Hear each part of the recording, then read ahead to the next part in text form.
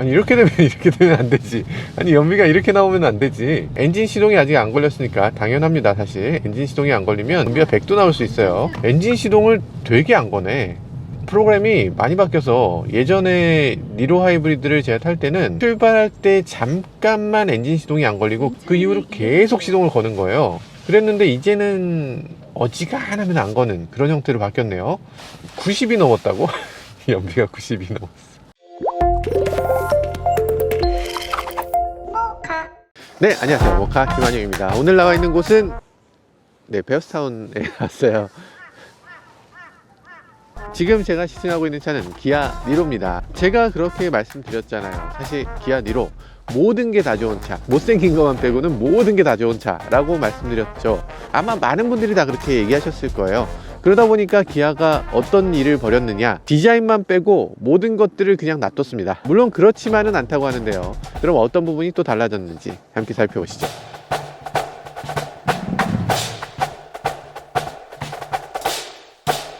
네, 외관을 살펴보면요, 이게 DRL이 이렇게 뽀숑뽀숑하게 나와 있는 거, 요거 굉장히 귀엽게 느껴지기도 하고요. 하바니로에서 우리가 봤던 살아있다는 느낌, 심박을 보여주는 이런 그래프 있잖아요. 나 살아있다 라는 걸 강조하고 있는 것처럼 느껴지기도 합니다. 그리고 굉장히 재밌는 부분이 하나 있는데, 여기에 라인에 구멍이 뚫려 있어요. 잠깐, 이거 정확한 이유를 모르겠는 구멍이 하나 뚫려 있습니다. 전체적으로 디자인은 많이 보셨을 테니까 디자인에 대해서 구체적으로 말씀드릴 이유는 별로 없을 것 같고요. 전체적으로 봤을 때 느낌이 어떤 차하고 비슷하냐면 소울하고 좀 비슷한 그런 앞모습을 가지고 있는 것 같아요. 그리고 측면을 보면요, 기존 기아 니로하고 굉장히 비슷한데 기존 기아 니로보다 확실히 더 예쁩니다. 확실히 더 예쁘고, 그리고 이쪽 뒤에 이런 라인, 시승차 제공한 이 차는 바디 컬러와 똑같은 형태라서 요거 좀 섭섭하기도 하네요. 오늘 여러가지 차의 색깔을 봤는데 그 중에서 파란색에 이 검정색이 들어가 있는 그 옵션이 저한테는 제일 좋아 보이더라고요. 그리고 뒷면에서 봤을 때 좀 어색하다고 전부터 말씀드렸던 건 이 부분인데요, 별물로 붙어 있는 게 굉장히 이상해요. 옛날 자동차 느낌이 들잖아요. 요즘은 이런 식으로 안 하는데 그냥 매끈하잖아요 다들. 근데 굳이 이걸 붙이고 거기다가 기아를 붙이고, 좀 완전 저렴해 보이는 요소가 되고 있어요. 그리고 올드해 보이는 요소도 되고 있고요. 자, 그런 느낌이 들고요. 저는 이 차를 처음 봤을 때 느껴지는 점이, 차가 너무 작네 하는 느낌이 처음에 아마 드실 거예요. 니로라는 자동차가 실제로도 SUV라기보다는 해치백에 가까운 차입니다. 그래서 누가 봐도 좀 해치백인가? 라고 생각될 수 있는 그런 정도의 크기, 외건과 SUV의 중간 정도 되는 자동차다 라고 보면은 크게 틀리지 않을 것 같습니다. 그래서 외건 같은 느낌이 많이 들고요. 근데 우리나라 소비자들이 그 외건을 굉장히 좋아해요. 구매는 하지 않는데 일단 한번 타보면 굉장히 만족하는 게 외건입니다. 우리나라 소비자들이 원하는 게 그런 거예요. 넓은 승차 공간을 필요로 하고 트렁크 공간도 넓어야 되고, 그러면서 주행할 때 차가 기울어짐도 적어야 되고, 뭐 이런 것들을 다 요구하죠. 그러니까 SUV 같으면서도 승차감은 세단 같았으면 좋겠어, 이런 생각들을 많이 갖고 있는데 이 차가 바로 그런데 딱 적합한 차라고 할 수 있죠. 지금 시승차는요 18인치 휠을 끼고 있고 16인치 휠을 끼는 경우는 연비가 20이 넘습니다. 그런데 지금 이건 18인치 휠을 끼고 있는, 그리고 또 빌트인 캠을 장착한 차이기 때문에 가장 연비가 나쁜 자동차예요. 그래서 지금 이 차의 연비는 18.8, 연비가 그렇게 썩 좋지 않은 모습을 보여주고 있고요. 도심 연비가 고속도로 연비보다 더 높은, 더 뛰어난 자동차라고 되어 있습니다. 그러니까 막히는 길을 가면 보통 연비가 떨어지잖아요. 근데 이 차는 막히는 길을 가면 연비가 오히려 높아집니다. 그런 게 특징이고요. 전동식 테일게이트, 너무 감사하네요. 기존의 니로에서 이게 없어서 너무 아쉬웠는데 이제 전동식 테일게이트가 생기면서 훨씬 더 고급차로 느껴지기도 하고 편리하게 느껴지기도 하는 것 같습니다. 일단 요거 해서 뭔가 이렇게 걸 수 있는 거라도 하나 제공했어야죠. 요거 걸 수 있는 것도 없어서 여기 이렇게 되는 것도 섭섭하네요. 이 안에 보면 여기에 트렁크 공간 안쪽에 히든 스페이스를 제공을 하고 있고, 여기에 여러가지 물건을 실을 수 있을 거예요. 요거 뭐냐, 요거는 빌트인 캠을 위한 보조 배터리입니다. 빌트인 캠을 빼시면 이 부분도 빠질 수 있어요. 공간을 더 넓게 쓸 수 있겠죠.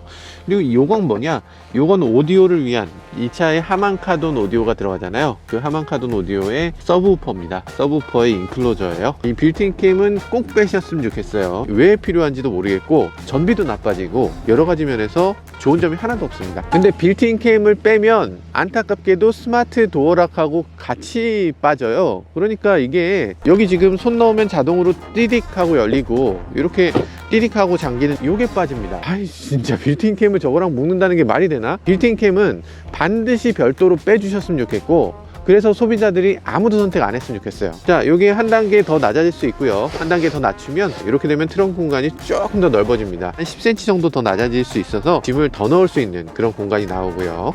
그러면 애초에 이렇게 만들지 뭐하러 그걸 위로 이렇게 올렸느냐. 위로 올렸을 때는 풀 플랫이 됩니다. 앞으로 젖히면 넓은 공간을 더 사용할 수 있는 거죠. 플랫하지 않다고? 짐이 있어서 그렇고요.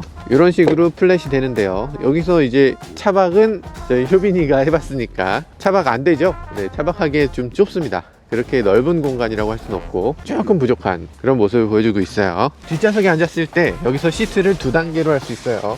이렇게 세울 수도 있고요.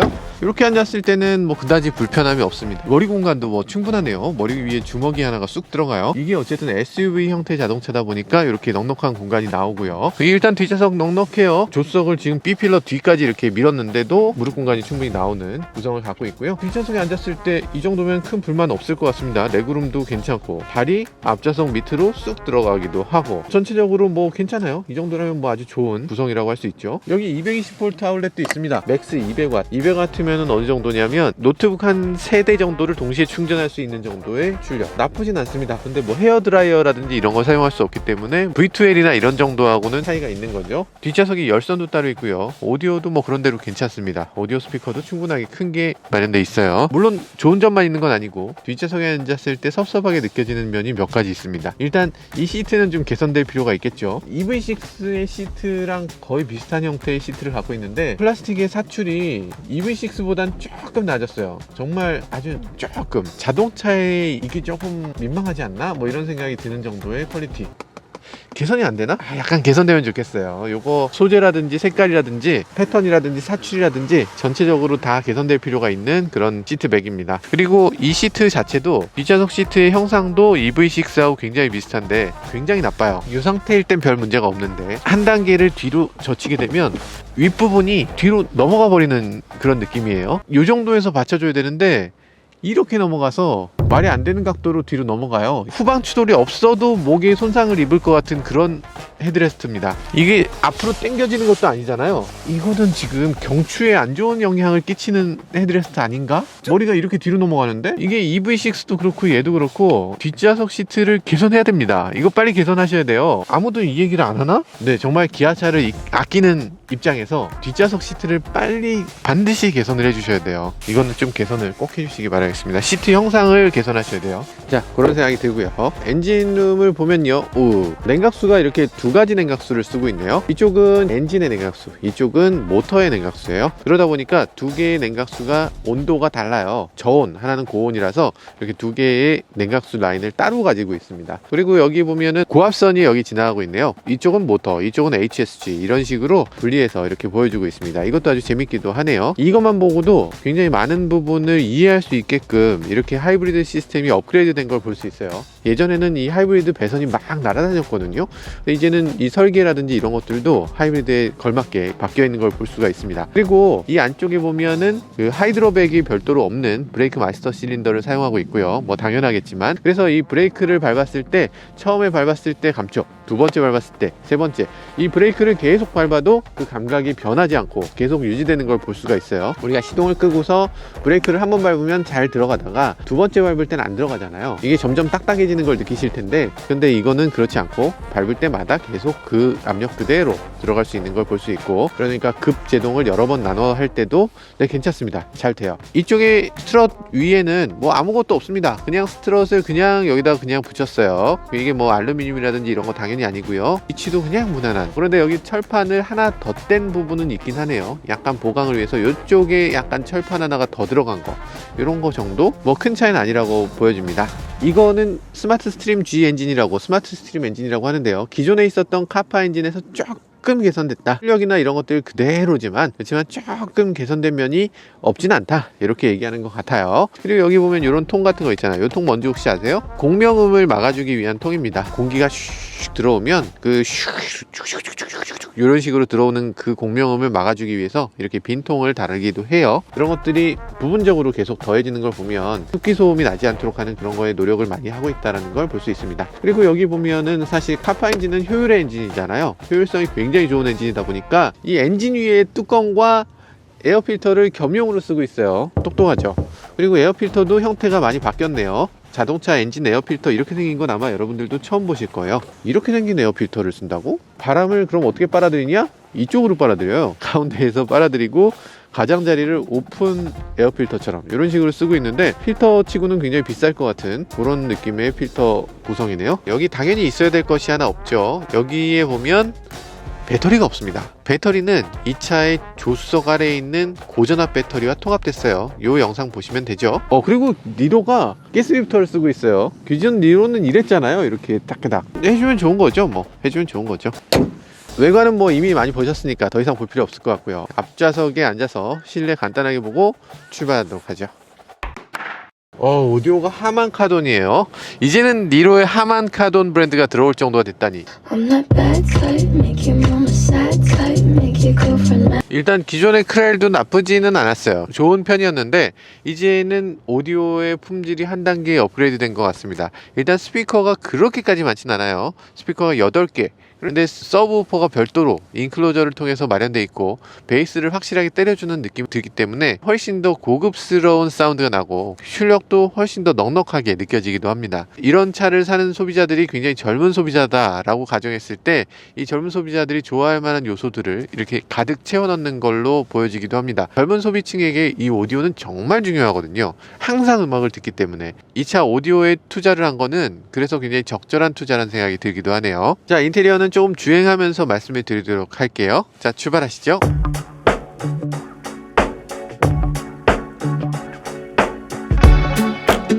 그리고 지금 제가 타고 있는 차가 니로인데 이 니로를 타고 있다는 사실을 자꾸만 까먹게 됩니다.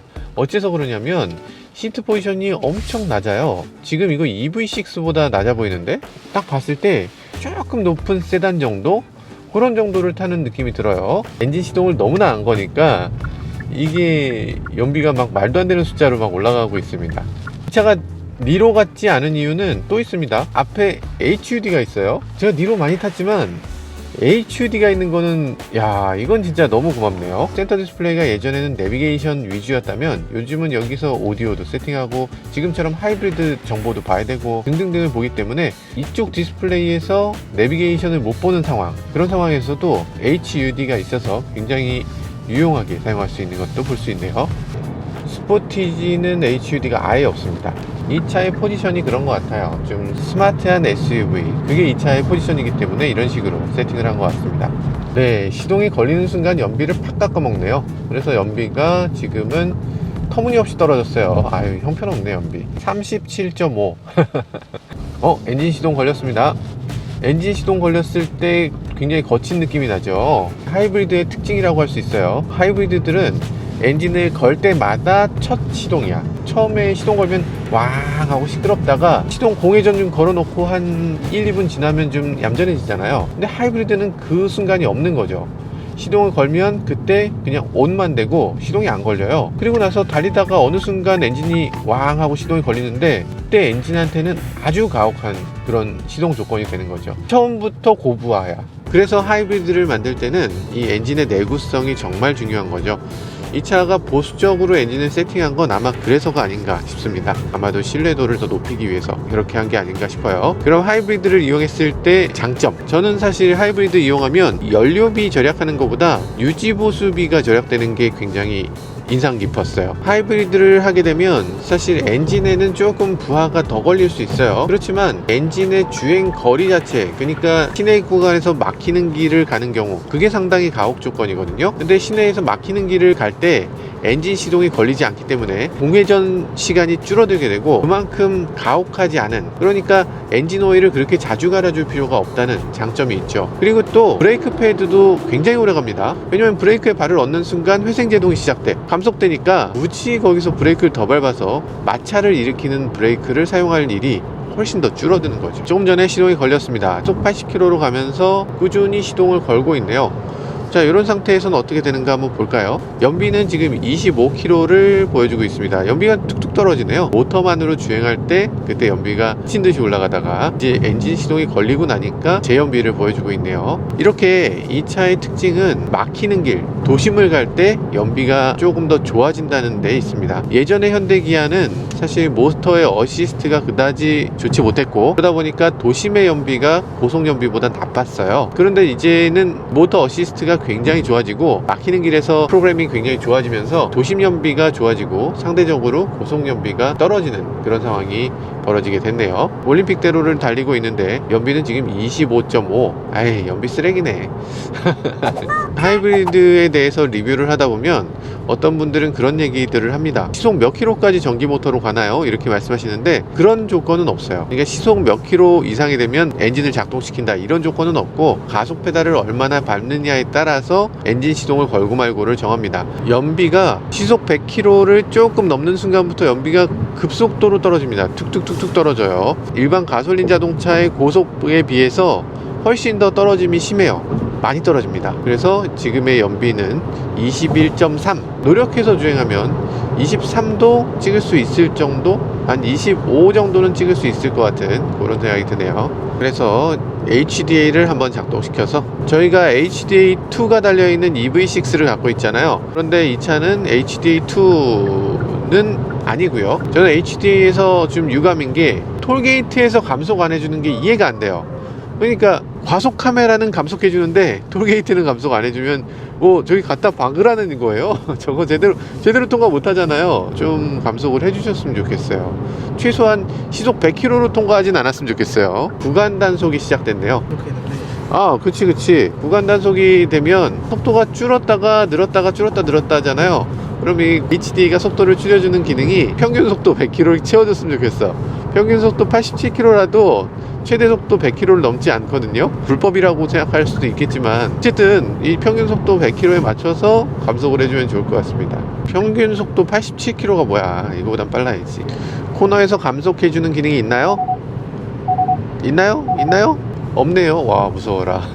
코너 속도 자동 감속 기능, 그리고 HDA2 이런 식의 좀 향상된 주행 보조 기능, 요거는 들어가지 않았고요. 그러다 보니까 부족하다는 느낌을 받게 되네요. 근데 이건 상대적인 거예요. 사실 제가 보통 타는 차가 테슬라 모델 3, 기아 EV6 이런 차를 타다 보니까 이 차가 상대적으로 조금 못하다는 거지, 기존의 HDA를 사용해보지 못하신 분들 신세계일 겁니다. 정말 대단한 그런 기능이죠. 아까부터 제가 운전하고 있는 게 아니고 차가 운전하고 있는데요. 핸들을 자동으로 조향해주는 기능이 다른 자동차들에 비해서 조금 약하게 되어 있습니다. EV6만 해도 제가 핸들을 돌려서 약간 이걸 벗어나려고 하면 차가 되돌리는 힘이 굉장히 강해요. 그래서 그걸 이기면서 되돌려야 되는데 얘는 힘이 너무 약해서 사람의 힘으로 움직이는 게 그냥 움직여집니다. 아주 가볍게. 어쨌든 급 나누기가 확실히 있는 것 같고요. HDA까지 급 나누기를 한다니 조금 섭섭하기도 하네요. 그래도 기존 니로에 비해서는 훨씬 좋아졌습니다. 기존 니로는 시속 30km 이내가 되면은 HDA가 자동으로 꺼졌어요. HDA란 말이 없었죠. 이 차는 완전 정지해서 다시 출발까지를 다 지원해서 막히는 길에서도 편하게 이용할 수 있는 자동차라는 생각이 드네요. 애플 카플레이 지원하는데 유선만 지원을 하는 것 같고 무선 카플레이 지원 안 하는 것 같습니다. 음악 스트리밍 기능이 들어왔어요. 와, 반갑습니다. 음악 스트리밍 필요하죠. CD 들고 다녀? 뭐 카세트 테이프 들고 다니나? 여기 음악 들을 때는 스트리밍인데 이 핸드폰들은 다 스트리밍으로 듣는데 차에서는 스트리밍이 안 된다. 그것도 좀 이상하잖아요. 자동차도 당연히 스트리밍이 돼야 될 것 같고요. 그래서 들어온 거 굉장히 기쁘게 생각됩니다. 그런데 뭔가 이 스트리밍에 대해서 조금 더 적극적인 방법으로 누구나 사용할 수 있게끔 좀 해줄 필요가 있는 것 같아요. 데이터 요금 나간다고? 데이터 요금 제조사에서 좀 부담하세요. 3,700만원짜리 차를 샀어요. 3,700만원짜리 차를 샀으면 데이터 요금 좀 부담해 주시면 안 되나? 지금 영업이익이 19% 막 이렇게 나는데 그거 했을 때 사람들이 얼마나 좋아하겠어요. 오, 야, 이 차 오디오 진짜 좋네 라고 얘기할 수 있는 요소가 지금 없잖아. 틀어볼 수가 없잖아요. 오디오 지금 엄청 좋은 거 껴주고서 이거 제대로 틀어볼 수 있는 뭐 그런 것도 없어. 심지어 USB도 안 껴줬어. 블루투스는 움직이면서 싱크도 안 돼. 야, 이게 시승하면서 이거 계속 가야 되는데 현대기아가 사실 모든 게 다 돼요. 모든 게 다 되는데 오로지 이 블루투스 연결만 안 돼요. 주행 중에 뭐 내비게이션 세팅이나 뭐 오디오 세팅이나 뭐 그런 것도 역시 위험한 거잖아. 근데 그런 거 다 되는데 오로지 블루투스 싱크만 안 돼. 옆에 사람이 해줄 수도 있는 거잖아요. 왜 그거 굳이 안 되는 거예요? 끝나는인가? 이 맵하고 에너지 흐름도하고 두 개를 나란히서 볼 수 있게 이렇게 하는 기능도 제공을 하고 있는데, 이렇게 하니까 좋네요. 이 에너지 흐름도라는 게 아예 처음 몇 번 보다 말겠지 싶지만, 이 차는 굉장히 독특한 차잖아요. 연비를 그 무엇보다 중요하게 생각하는, 연비가 이 차의 최우선 당면 과제인데, 그런데 그 연비를 보는 기능, 요거 항상 볼 수 있도록 해놓는 거, 이거 굉장히 유용하기도 하네요. 화면을 분할해서 두 가지 정보를 함께 볼 수 있게 한다. 이런 것들이 요즘의 현대기아의 좋은 점 중에 하나인 것 같습니다. 디스플레이 크기는 뭐 작진 않은데, 요즘 들어서는 이 10.25 정도 되는 요 디스플레이가 조금 작다 이런 느낌이 들기도 해요. 요 나머지 테두리가 너무 크게 느껴져. 연비 운전을 하겠다는 처음에 그 초심은 어디론가 사라지고 지금 막 산으로 막 올라가고 있습니다. 에너지 흐름도 보면 연비가 막 뚝뚝 떨어져서 19.5에 접어들었네요.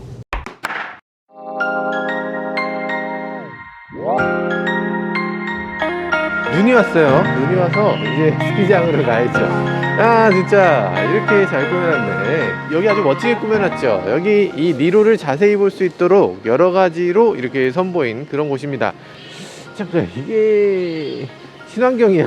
약간 나무가 아니라 니로의 미러, 뭐 예술작품처럼 이렇게 꾸며놓은 거예요. 버려진 것들을 재활용하는 길종상가라는 그런 디자인 스튜디오에서 만든 거라고 합니다. 재밌네요. 뭐 어쨌든 리사이클이라는 거 뭐 중요하니까 친환경적인 이미지를 북돋기 위해서 이렇게 한 것 같아요. 자, 지금 니로를 보면요, 외관에서 봤을 때 이제는 더 이상 니로를 예쁘지 않다고 얘기할 수 있는 사람 별로 없을 것 같아요. 정말 예쁜 차가 됐고요. 근데 제가 중요하게 생각하는 건 그게 아니고, 제가 중요하게 생각하는 건 오늘 이 차를 갖고 스키장에 갈 수 있느냐 없느냐, 요건데요. 자, 그럼 트렁크 공간을 간단하게 한번 열어보도록 하죠. 요즘 저희가 여러 차들을 타고 있는데 사실 트렁크 공간이 그렇게 넓지 않아서 좀 섭섭한 마음도 듭니다. 그런데 여기 트렁크 공간 보니까 이 정도면 뭐 골프백 한 4개 드시겠네 라고 생각이 돼요. 우리가 일반적인 골프백 보면 130이 조금 넘는 정도가 보통이잖아요. 첨단 측정 장비로 한번 재보도록 하겠습니다. 여기서 가로폭은 가만히 있자, 이 안쪽만 재면 1m, 그리고 요 바깥까지 재면 1.3m. 그러면 골프백 이렇게 대각선으로 실어야 되나? 키는 보통 160이거든요. 야, 이게 쉽지 않은데?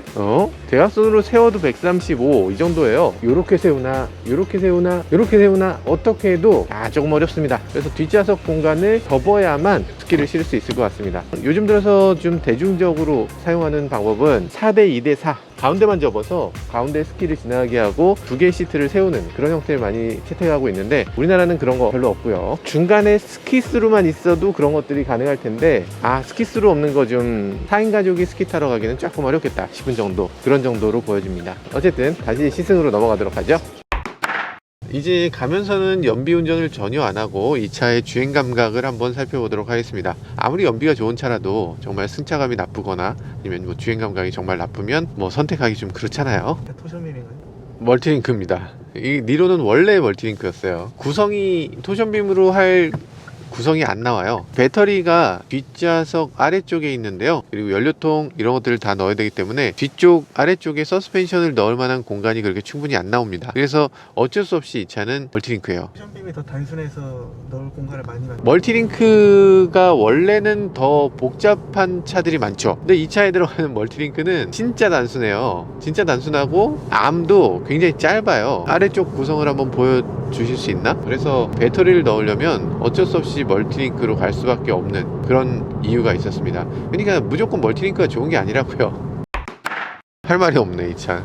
연비를 제외한 나머지 부분은 그렇게까지 매력을 느끼기 어려운 그냥 평범한 차로 느껴지기도 합니다. 출난 점을 찾아보기 어렵지만, 그렇다고 반대로 부족한 점을 찾기도 어려운 차입니다. 지금 갖출 건 다 갖췄죠. HUD 있죠. 디스플레이 모니터 아주 훌륭하죠. 소프트웨어도 괜찮아요. 음악 스트리밍 되죠. 시트도 뭐 앞좌석 시트는 나쁘지 않습니다. 괜찮아요. 인체공학적인 면도 잘 만들어졌어요. 보통 스위치 이렇게 누르잖아요. 그게 아니고 이 상태에서 윈도우 스위치를 잘 조작할 수 있는 거, 이런 것들도 좋은 점이고요. 계기판도 디지털 계기판으로 이 안에 여러 가지 기능들을 보여줄 수도 있어요. 미러에 있었던 하이패스도 없어지고 이 위쪽 하이패스로 갔고요. 빌트인 캠이 여기 달려있는데 이거는 없어도 되는 거. 터치식으로 디스플레이 버튼을 갖고 있는 거, 이것도 요즘 최신 기아차 기능을 그대로 사용하고 있죠. 전체적으로 이 차에는 크게 아쉬운 점이 없습니다. 머리 공간도 넉넉하지. 그래서 딱히 뭐가 아쉽다는 것까지는 없는 것 같아요. 두루두루 잘 만들어진 그냥 올라운드 플레이어구나 이런 생각이 듭니다. 장거리 여행을 가거나 이랬을 때 기름을 넣으면서 아마 뿌듯한 느낌을 느끼게 될 것 같아요. 이번 시승 세팅에서 조금 아쉬운 점 중에 하나는 기름을 가득 안 채워놓은 거예요. 기름을 가득 채웠다면 주행 가는 거리가 아주 인상적일 텐데 기름이 반 이하로 있을 때 356km를 갈 수 있다고 되어 있거든요. 아마 가득 채우면 800km는 갈 수 있을 것 같아요. 800km 이상 갈 수 있는 거리를 볼 수 있으면 좋았을 텐데 기름이 안 차 있는 게 조금 아쉽긴 합니다. 말씀드리는 순간 연비가 또 20을 넘었네요. 20 넘는 거는 그냥 일도 아닌 것 같아요. 어쨌든 연비 깡패네요. 지금 이 차는 18인치 휠을 끼고 있어서 이렇고 아마 16인치 휠을 끼고 있다면 더욱더 높은 연비를 보여줄 것 같습니다. 이제는 더 이상 연비에 연연하지 않겠습니다. 연비 몰라. 이 차에도 드라이브 모드가 있어요. EV6와 똑같이 왼쪽 아래에 드라이브 모드 버튼이 있습니다. 주행 중에 얼마든지 바꾸기 쉬운 좋은 위치에 있고요. 드라이브 모드가 그런데 이코랑 스포츠밖에 없습니다. 뭐 다른 모드는 없어요. 그럼 스포츠일 때 정말 잘 달리냐? 스포츠일 때 뭐가 다르지? 조금 RPM을 높게 쓰네요. 엔진이 조금 더 많이 개입되고 EV 모드 안 들어가나? 스포츠를 하고 나니까 EV 모드로 안 들어가네요. 이코 모드로 가게 되면 바로 EV 모드가 켜지네요. 스포츠 모드에서는 시동을 그렇게 적극적으로 끄지 않는 모습을 보여주네요. 가속 페달이 어느 정도 밟고 나면 그때부터 시동을 끄지 않아요. 그런 것이 스포츠 모드의 특징인데 니로를 타면서 이 스포츠 모드를 쓸 이유가 과연 있을까 그런 생각이 들기도 합니다. 자, 그리고 여기 이코 모드도 조금 아쉬운 점이 있는데요. 전기차 EV6는 회생제동이 그런 게 있죠. 이 앞에 있는 레이더 시스템을 이용해서 원페달 드라이빙이라고 하는 그런 회생제동을 적극적으로 하는 기능을 갖추고 있습니다. 앞차의 거리에 따라서 감속을 도와주는 오토 기능은 여기 들어있지 않네요. 요거 재밌네요. 이 스포츠 모드에서는 패들이 시프터로 작동됩니다. 그런데 이코 모드에서는 이 패들이 시프터로 작동되지 않고 회생제동의 레벨로 작동돼요. 그래서 이 모드에 따라서 이 시프터의 역할이 바뀌는 거, 이것도 재밌는 구성이라고 할 수 있겠네요. 그렇지, 이코 모드에서는 뭐 시프트를 바꾸면서까지 그렇게 할 이유는 없으니까 회생제동의 양을 조절하는 걸로 이렇게 사용하는 게 좋을 것 같기도 하네요. 승차감 세팅은 굉장히 좋습니다. 지금 니로가 구성 자체가 세단에서 유래된 자동차다 보니까 휠 베이스도 굉장히 길고 그러다 보니까 좀 안정적인 승차감을 보여주고 있어요.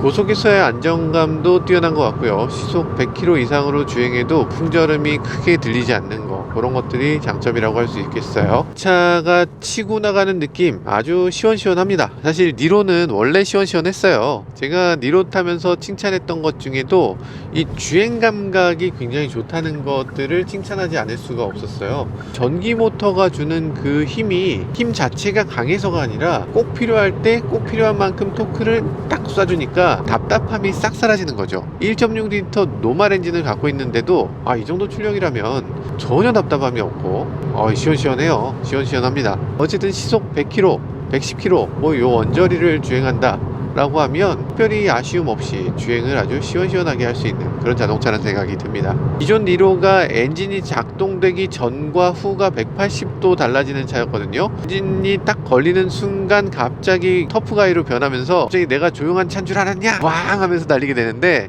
근데 얘는 더 이상 그런 터프가이로 느껴지지 않습니다. 고속도로에서도 굉장히 정숙한, 엔진이 개입되면서도 그렇게 시끄럽지 않은 모습을 보여주고 있네요. 엔진이 기존 니로하고 똑같다고 생각했는데 전혀 똑같지 않네요. 최고속도 영역으로 넘어가게 되면 아마도 많은 분들이 기존 니로에서는 고속으로 가니까 너무 답답하구만 이렇게 생각할 수 있는데, 고속에서의 엔진이 굉장히 안정적이고 사운드가 그렇게 거칠게 느껴지지 않는 점도 이번 엔진이 훨씬 더 좋아진 점이라는 생각이 듭니다. 차가 굉장히 매끄럽네요. 무슨 엔진이 돌거나 변속을 하거나 뭐 이런 것들이 거의 느껴지지 않고 아주 부드러워요. 바닥에서 느껴지는 이 사운드도 있긴 합니다만 그게 뭐 그렇게까지 크게 들리지 않고 훌륭해요. 이 유리도 유리는 이중접합 유리네. 이 연비라든지 정숙함이라든지 승차감이라든지 이런 모든 것들 다 만족시킬 수 있는 좋은 차라는 생각이 드네요. 그리고 코너링 한번 보죠. 코너링 요즘 현대기아가 코너링 너무 좋았거든요. 근데 얘는 그 정도는 아니고 그냥 평범한 현대기아차. 전 세대 니로하고 비교해도 큰 차이 없는 그런 코너링 성능을 보여줍니다. 여러 가지 면에서 이번 니로는 평범하고 기존 소비자들도 큰 위화감 없이 탈 수 있는 자동차라는 생각이 듭니다. 가끔 가다 보면 지나치게 단단한 자동차도 많이 있는데 얘는 그렇지 않고 편안하게 탈 수 있는 자동차. 기존에 내가 현대기아를 탔다면 그 현대기아차와 가장 비슷한, 괜히 유럽차 따라한다고 너무 무리한 그런 느낌이 아니라 무난하게 편안하게 탈 수 있는 자동차네요. 주행 중에도 후면 카메라를 볼 수가 있네요. 근데 이 차는 어라운드 뷰는 없습니다. 360도를 보여주는 기능은 없고요. 뒷면을 보면서 주행하는 기능이 있으면은 좋지 뭐. 좋죠. 룸미러 볼 수 없는 상황에서도 이렇게 보면 룸미러 역할을 해주잖아. 사각지대도 없고 좋잖아. 고속으로 달리고 차선 막 바꾸고 막 무슨 정말 노력을 했어요. 연비 떨어지는 노력을 했는데 연비 떨어지는 노력을 지금 하고서 연비는 19.5. 아 참. 아 연비 좀 떨어뜨려야지 노력해야 되겠다 이러다가 잠깐 쉬면 연비가 막 올라가 버립니다. 또 19.6이 됐네. 아 나 참. 네, 지금까지 기아 니로 하이브리드를 시승했는데요. 네, 정말 좋은 자동차라는 건 맞습니다. 정말 많은 사람들이 좋아할 만한 그런 모든 요소들을 다 갖추고 있고요. 제가 생각해도 아쉬운 부분을 찾기가 오히려 힘들었던, 거의 모든 부분에서 많은 사람들을 만족시킬 수 있는 자동차라는 생각이 들었습니다. 그렇지만 가격대가 상당히 높기 때문에 이런 가격대에 더 많은 차들을 선택할 수 있는 여지가 있지 않을까, 뭐 이런 생각이 들기도 하고, 그럼에도 지금 소비자들이 정말 많은 관심을 갖고 있고 많은 계약을 하고 있다고 해서, 그래서 이 자동차 앞으로도 많은 사람들의 관심을 계속 이어갈 수 있을지 주목해 볼 필요가 있을 것 같습니다. 지금까지 저는 모카 김한용이었습니다. 감사합니다. 오, 이런 것도 있네요. 여기 셔터가 이렇게 있어서 앞쪽에 자동차의 헤드램프가 상향등이 비춰지지 않도록 하는 그런 기능들도 갖추고 있어요. LED 헤드램프를 사용하고 있고요. 이쪽에 부메랑 표시, 부메랑 느낌이 나는 요 가니쉬가 이쪽엔 없고 이쪽엔 있고, 있는 게 더 예뻐 보이나요? 그리고 색상은 지금 여러 가지 색상이 있는데 약간 이런 계통이 좀 더 어울리지 않나? 흰색도 여기에 보면 이렇게 바디 컬러인 게 있고 여기에 컬러를 이런 식으로 입힌 게 있어요. 여기 요게 하나 있음으로 해서 개성이 확 살아나는데, 이거 밋밋하죠? 저거 하나 있어야 돼. 여기도 보세요. 하늘색이 요 검정색 요거 하나 더 있을 뿐인데 되게 미래적인 차 같고, 요 블랙하고 같이 어우러져서 요 디자인이 지금 굉장히 멋지게 보이잖아요. 아, 저게 딱 차를 잡아주네. 저거 꼭 필요합니다. 꼭 필요해요. 꼭 있어야 되네. 이 꼭 있어야 됩니다. 하늘색은 특히나 꼭 있어야 되네요.